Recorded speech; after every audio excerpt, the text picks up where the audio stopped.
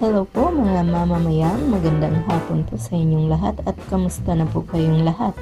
Ngayon pong hapon na ito ay ipapakita ko lang po sa inyo kung paano lutuin ang minaisan na hipon. Ito po ang mga kakailanganin ko sa minaisan na hipon. Unang-una, hipon, mais, bawang at saka sibuyas.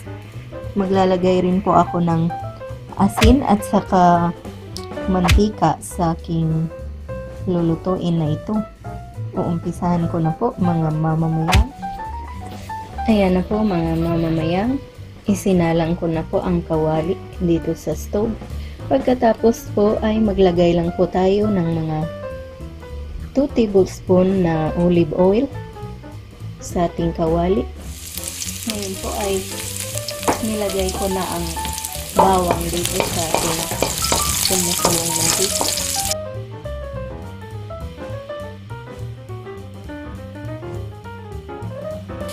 Ngayon po ay pwede nang isunod ang sibuyas.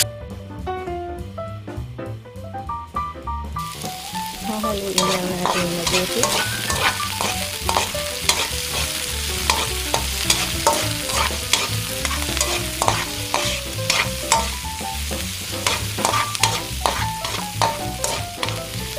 Ngayon po ay isusunod ko na ang ating hipon.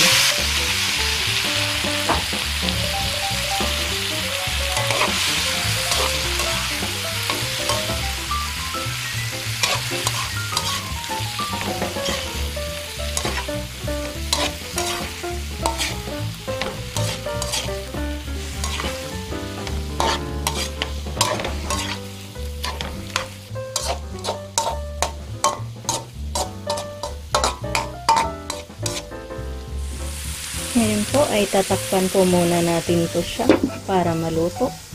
Ngayon po ay hahaluin natin siya.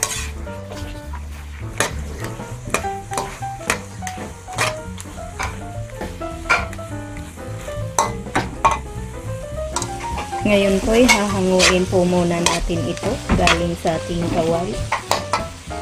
Ngayon po ay ilagay muna natin yung mais natin sa kawali para maluto ito. Pero luto na talaga ito, pero lulutuin ko lang ulit sa sauce ng hipon. Ngayon po ay ibalik na po natin ang ating hipon dito sa kawali.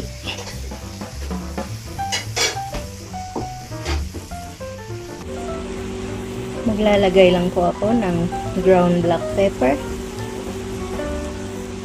Hahaluin lang po natin.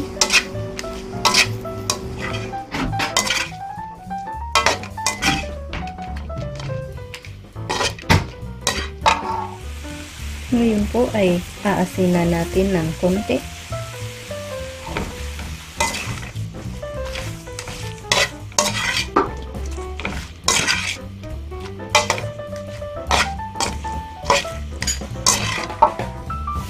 Ayan na po, luto na po ito. Papatayin lang natin yung apoy. Ayan po. Ayan na po ang minaisan na hipon. Sana po ay nagustuhan nyo ang recipe ito. Sana mag-subscribe po kayo. Maraming salamat po sa inyong panunood. Ito po ang inyong Ate Mayang na nagsasabing, mabuhay!